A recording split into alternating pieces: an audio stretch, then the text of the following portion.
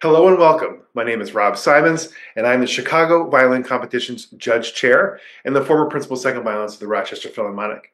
And I'm thrilled to be joined today by Lynn Sung, who was a laureate in 2024. Welcome, Lynn. Hi. Lynn, so tell us about where you are now, where you're based now, where you're from, and what you're up to. Um, I'm currently in South Korea. I was born in South Korea and raised in South Korea, and I moved to United States when I started high school when I was 16. Yeah, and I'm currently studying in Deerfield Academy and Juilliard Pre-College. Oh, fantastic. So are you commuting back and forth from Massachusetts to New York? Yes, it's about like 3 hours long commuting. Pretty challenging. Yeah, I bet. How do you like living in Massachusetts? That's where I grew up. Oh, really? Um, it's nice. Most of the time the weather is a little just gloomy, Mhm. windy, and like the sun falls really early, especially in the winter, and it snows a lot. It's really cold in the winter. Okay, all right. So we got the bad. It's a bad winter, but what are some of the good spots? You get to go see the Boston Symphony. Do you get to go to concerts? Right, yeah. In my school, we usually visit um, we had like a school trip to Juilliard or to like Springfield for like concerts and for like festivals and everything. And also, near my school, there's a big river where like students can spend their time in the spring when it gets warm. We can just go swim there or just like tan on the grass, which is really nice. Very cool. Yeah. So then, how did you get started playing the violin? Did you have a parent that played, or did you have family members? How did you get started? Actually, like in my whole family, I'm the only one who's like playing an instrument, Mhm. or like planning to major in instruments. So like, I started violin when I was 6. I switched from piano because I started piano first, but switched from piano because I wasn't typically talented or interested in piano. Okay. And when I first started violin, I didn't really find it typically interesting either, but I remember that my mom showed me a lot of videos of famous violinists, and um, one day I remember that the violinists all played with like closed eyes and like really feeling the music. So like one day I just decided to pretend like I was really feeling the music. And one day I just noticed I was actually like singing and feeling the music. So like I think that is when I knew that I became interested in Mhm. violin. Wow. So beyond the violin, you're at this wonderful school in Massachusetts. What are some of your favorite academic classes? I think it changes every year, like depending on the teacher and like classmates I'm with. But this year it's American literature. Um, it's this year like I didn't know it at first, but our class during the fall term it was mostly focused on poetry, and I really found similarities between poetry and violin, like just artistly and like the way and like phrasing the words and like using different words and like kind of finding like different puzzle pieces to kind of communicate what like the message to the readers. And also it's kind of related to the way I work with like I tackle with each music pieces, because um usually when I prepare for one music piece I kind of associate the music piece with a book Hmm. usually. And Give me an example. Give me an example of that. for example, like when I was working for Saint Song Concerto, I think I was thinking about the Count of Monte Cristo, and also like not I don't really associate the exact character or the exact storyline, but sometimes I usually think of the main character's storyline and hardships, and usually they are very detailed. So I really find writing my own story or like literature like reading plays, reading like Shakespeare and those like classical or like contemporary pieces very interesting. I love that you have such an eclectic interest. But let's talk about the music specifically now. So you performed Mozart Concerto. When you were talking a minute ago about your seeing famous violinists on video, who were some of your big influences when it comes to the classical literature? Oh, um, I think it's Isaac Stern Hmm. and normally violinists from the late 1900s or mid 1900s. Um, my teacher at Deerfield, Mr. Berner, really influenced me a lot because he loves talking about recordings and um, he loves like kind of collecting or exploring old recordings, I think. And he like when I was a freshman in high school, he recommended me to hear Isaac Stern's, I think it was Saint Saëns or Mendelssohn, very romantic kind of piece. And I really got into Isaac Stern's playing, and after that, I really kind of got into those mid 1900s, late 1900s recordings. I've never actually heard somebody talk about the mid 1900s before. Really? Well, in the late 1900s, it's funny. It's a generational thing, Lynn. I'm a product of the late 1900s too. Oh, okay. um, Nice. yeah, of course, Isaac Stern's playing is wonderful. My recommendation for the Mozart concertos is Pamela Frank's recordings. They're not really well known, but for my taste, they're just phenomenal Mozart recordings. When you're playing Mozart, for a concerto competition or for a audience, what are you trying to get across in that music? Well, first of all, like I said in the beginning, I always set the storyline and main characters. I think probably like the storyline, which is when I play Mozart, is mostly like I think like partying or Mhm. Yeah, of course. like enjoying the music, like pure joyness. And the thing that I recently found that is really important when performing, especially in competitions, is that like enjoying the music is very important, and the audiences will always notice if you're truly enjoying it or if you're just like, oh, like trembling and you're only doing it for the results and like doing it only for your like career, I Hmm. guess. Um, so I always try to just focus because like on the stages, I get really nervous before performances, and like you don't know what will happen on stage, and it's really hard to kind of focus only on music and like to like even enjoy it. I feel like so like I just feel like I focus on conveying the storyline. I prepare during the practice time I have, and also just enjoying it and kind of not focusing on the audiences, but like, yes, focusing on the audiences, but kind of focusing more on the message I try to kind of provoke or like kind of send them. Yeah. No, I love that. I mean, some of the best advice I got when I was well, maybe a little older than you, but when I was learning Mozart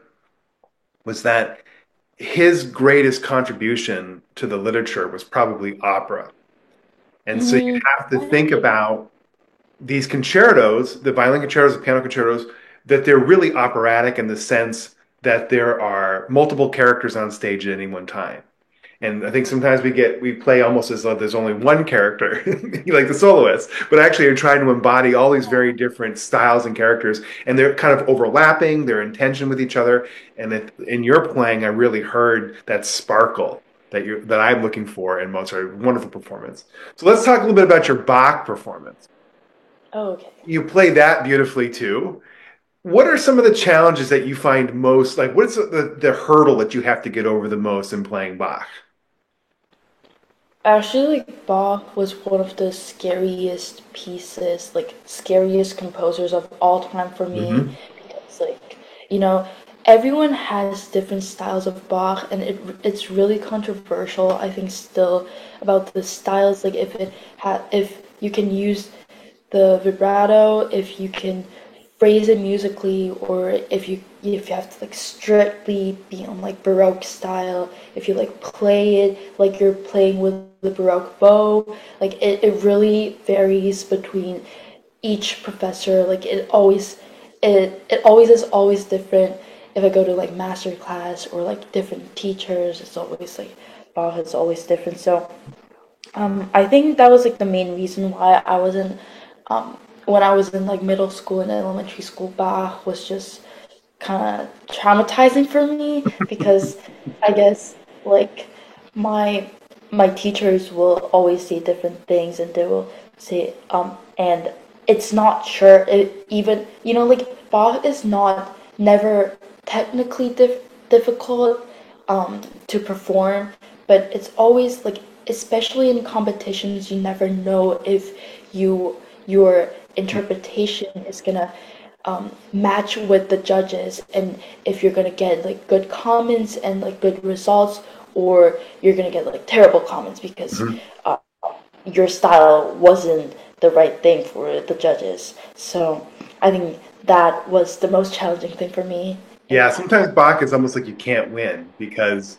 even when you're listening to recordings of some of the greatest violinists, sometimes you really like, I don't agree with that. I don't like the way that's Yeah, done. right. I was like, And oh, what was yeah, that? what were they thinking? What were they thinking? Yeah. So, yeah, it is a challenge, but I think that what I think you achieved in your performance too is that, like it or not, this is the way I want to play it, and I have a conviction around it, and I'm going to put it out there. And if you don't like it, well, so be it. But it's a really wonderful performance, and that's music you'll play for the rest of your life. You have decades and decades to rethink about how you play. You'll play it when you think about like the way Hilary Hahn played it when she was your age versus how she Mm, does it 30 years later. It's like a different right. like a different person. Yeah. Tell me about maybe some of your other favorite pieces. We've got Mozart and Bach, but tell me about some other music and composers that you really love. I have this one piece which I really love. It's actually Mendelssohn Concerto. I really love this piece because I worked it for a really long time. It is the first piece I used um the method of kind of incorporating the literary piece, like literature piece to a musical piece. So yeah, it's a piece I really love. And another music piece I have in my mind is Sibelius Violin Concerto. It has always been my dream piece to perform, but surprisingly I haven't performed it. I haven't even read the music. I think I was always scared that you have to be technically very good to perform Sibelius, and you have to like truly convey the emotions and like the things like really just convey the audience the pure like passion in the piece. You have to be very mature with your techniques and like mature with your musicalities. Well, again, that's one of those pieces that you'll live with the rest of your career. So, Len, you've got all these wonderful interests, music, poetry, literature. What's next for you after you graduate from high school? What are you thinking about doing next? That's a happy imagination because I'm like struggling to apply to college right now. Hmm. And I think like the thing I really want to try out is like modern music. Like try like I really want to try making um like pop music. Like I want to learn music engineering, or like I also want to learn video music, like video art, because um I think in video arts, like the part I really like it. was like it formed when since I was really young. I watched YouTube like almost every day. It was like every break I have, like I would watch YouTube. And I think so like I learned like editing Hmm. and those techniques when I was young. So I really wonder how like video and music would like if they collaborate, like what kind of results we will make it, because it's not only visual but it's also like hearing and visuals. So Do you want to I write your think own music? yes, of course. I am actually like um not I'm not a composer, but I am working on like a music piece is always in my mind when I'm showering. Mhm. Okay. And do you play them? Do you record them at all? Like when I have like melodical ideas in my mind, like sometimes you just have like random melodical line in your head while doing other things. I just recorded in my phone shortly, but I never really recorded professionally. I never really thought of writing like a long piece and like Mhm. recording it professionally. Well, I mean, I'm thinking about do you want to pursue composing pop music and video editing and audio editing in school? I actually want to pursue in composing pop music. I think there are so much like interesting and fun sources to it. It's so much more various. Like there is. It's like if music is like getting the puzzle different puzzle pieces together. There are like so much more different puzzle pieces in pop music. So I really want to pursue that in That's great. college. That's great. And what about like a majoring in college? What do you think about? Um, I'm thinking about psychology. Hmm. And music? Um, and music, yeah. Um, like because this year, like, when I moved to the States when I was 16 or 15, I think in the States I was alone. Like I moved there by myself, and I think I was having like a mental struggle. Um, and now I still have a counselor and I'm talking about like human mental health, and I Hmm. really got interested to them. So I think psychology will be like my first choice if I'm like, choosing my major. Hmm. Well, that's great, Lynn. I think this is a pretty good place to wrap up. I mean, again, your wonderful performances of Mozart and Bach, and I would just encourage everyone to subscribe to CDC so you can learn more about Lynn's playing, watch her performances, and all the other amazing candidates who competed in 2024. Thanks for tuning in, and there's more to come soon.